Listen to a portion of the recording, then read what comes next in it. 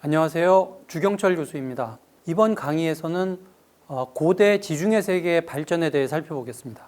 시간 관계상 자세한 역사적 사실을 모두 설명하기는 어려울 것이기 때문에 역사 발전의 큰 그림을 그려보면서 그동안 우리에게 널리 알려지지 않았던 사실들을 짚어보는 데 주력하도록 하겠습니다.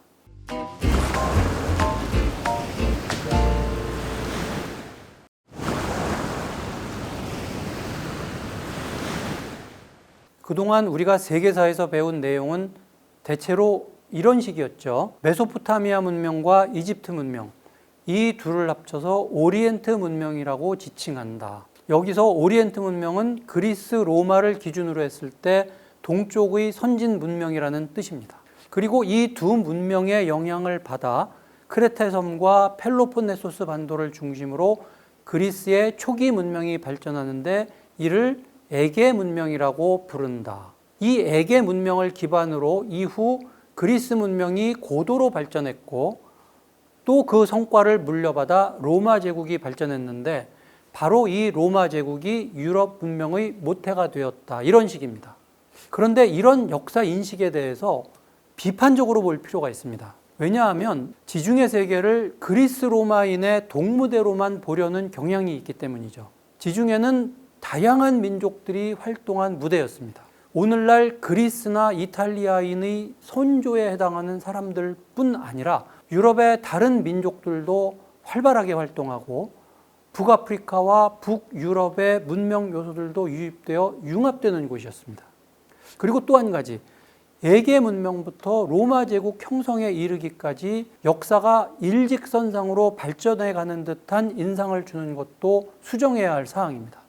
실제로는 성장과 후퇴, 때로는 엄청난 파괴를 겪으며 역사가 진행되기 때문입니다. 거대한 재앙으로 역사 발전이 큰 굴곡을 겪은 사례로는 소위 바다민족, Sea People의 침략 사례를 들 수 있습니다. 기원전 12세기에서 기원전 13세기에 중동 지역과 지중해 전역에 엄청난 격변이 일어나고 많은 지역들이 참혹하게 파괴되는 일이 일어납니다. 특히 잘 알려진 사례가 이집트입니다.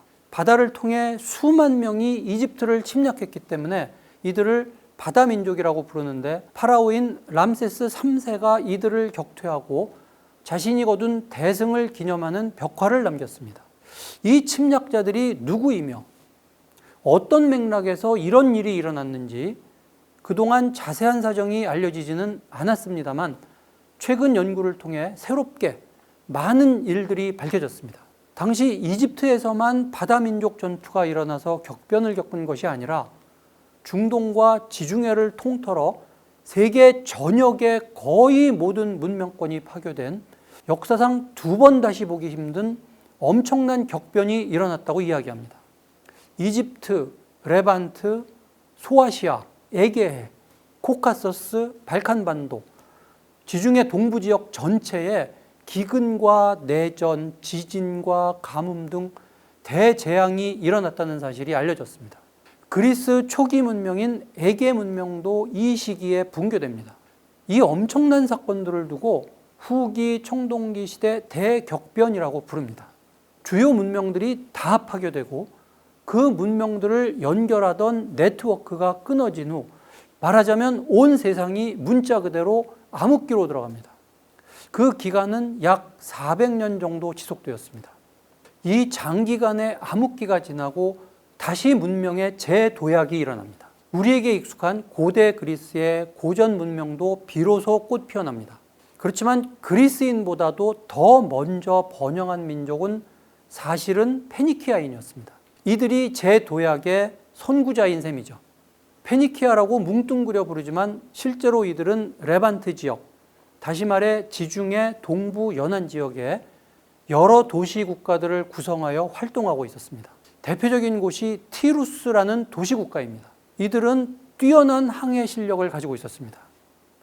시간이 지날수록 점차 먼 지역으로 항해하여 교역을 했는데 예컨대 스페인까지 가서 금속을 구해오기도 하고 급기야 지브롤터 해협을 건너 북유럽 혹은 아프리카까지 항해하여 교역을 하거나 어업 활동을 하였습니다. 성경에 나오는 두로가 아마도 티루스를 가리키는 듯한데 오피르와 시바라는 곳을 찾아가 금과 향신료를 교역했다고 기록되어 있습니다. 이를 두고 어쩌면 인도로 가서 교역했을 가능성도 제기됩니다. 만일 그것이 사실이라면 페니키아인들은 지중해와 인도양 양쪽으로 해상 활동을 한 그야말로 위대한 해상 민족이라고 할 수 있을 겁니다. 이들은 먼 곳으로 항해해 가서 활동하다가 식민지들도 건설하였는데 식민지 중 일부는 오히려 식민 본국보다 더 크게 번영을 누리기도 합니다. 그중 아프리카 북쪽에 건설한 카르타고가 대표적입니다. 이 도시는 아주 강성해져서 제국 수준에 이르렀다가 후일 지중해의 패권을 놓고 로마와 겨루게 되죠. 페니키아에 이어 활동을 재개한 민족이 그리스인들입니다. 이들이 지중해로 항해해 나가자 이미 선발주자로 활동하는 페니키아인들과 충돌할 수밖에 없었습니다. 응당 양측은 서로 경쟁과 갈등을 피할 수 없을 테죠. 그러다 보니 그리스인들의 기록에 페니키아인은 상종하지 못할 악당으로 묘사됩니다. 고대 그리스의 서사시 호메로스의 오디세이아에 사기꾼, 도둑, 강도 등으로 묘사되는 포이니케인이 다름 아닌 페니키아 상인들입니다. 그리스인들 또한 점차 먼 지역으로 확산해 가서 교역을 하고 식민지도 건설하게 됩니다. 지도에서 보듯 그리스인들은 흑해 연안과 지중해 북쪽 연안 지역을 거점들로 삼아 확산하는 반면 페니키아인들은 지중해 남쪽 연안 지역들을 거점들로 삼아 확산해 갔습니다. 지중해에 개입해 들어온 또 다른 세력으로는 페르시아를 들 수 있습니다. 페르시아라는 거대 제국이 서쪽으로 지중해 연안까지 팽창해 와서 그리스 세계와 마주하게 되고 두 세계가 충돌한 것이 우리가 잘 아는 페르시아 전쟁입니다. 페르시아의 대군이 여러 차례에 걸쳐 그리스를 공략하지만 스파르타의 육군과 아테네의 해군이 중심이 되어 이 외적을 격퇴하죠. 특히 아테네를 중심으로 한 연합 해군이 살라미스의 전에서 대승을 거둔 것이 결정적인 요인이었습니다. 이는 해전이 결정적 승리를 가져다 준 중요한 사례입니다. 이 사례에서 알 수 있듯이 지중해 세계의 여러 세력들이 발전하고 경쟁하자 결국 무력 충돌 경향이 생겨납니다. 길게 보면 경제적으로 번영하고 강한 군사력을 키운 국가가 이웃 지역을 누르고 정복하는 일을 계속 진행하다 보면 결국 이 전체 지역을 지배하는 대제국의 형성으로 귀결되겠죠. 로마 제국의 형성이 그렇습니다. 처음 로마는 이탈리아 중부 지역의 작은 도시국가에서 출발했습니다. 그마저도 에트루리아 같은 이웃 세력의 압박을 받는 약소국에 가까웠습니다. 몇백 년 후 이 지중해 세계 전체를 호령하는 대제국을 건설하고 유럽 문명의 모태가 되리라고는 아마도 그 당시에는 상상하지 못했을 것입니다. 작은 도시국가 로마가 점차 주변 지역들을 눌러 이기고 영토를 확대해가는 과정은 물론 흥미로운 이야기지만 사실은 흔히 볼 수 있는 일반적인 사건일 것입니다. 로마가 제국을 형성함에 있어 결정적인 사건은 이탈리아 반도를 통일하고 난 후 바다로 팽창해 나간 일입니다. 아마 육상에만 머물렀다면 로마는 강대하긴 해도 일개 지방 세력으로 남았을 테지만 바다로 나간 로마는 세계사적인 사건으로 비약합니다. 이 당시 지중해의 최강자는 카르타고라고 할 수 있는데요. 이전에 이야기한 대로 카르타고는 페니키아가 확산하면서 건설한 식민국가이지만 번영을 거듭하다 보니 식민 모국보다 더 크게 성장하여 제국 수준에 이른 상태였습니다.